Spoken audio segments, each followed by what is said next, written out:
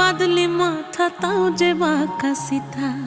মেদিনীপুরে রায়না চিরন বাঁকুড়ার ওই ফিতা আর যতন করে বাঁধলি মাথা তাও যে বাঁকা সিথা পেছ পাড়িয়া রাজকুমার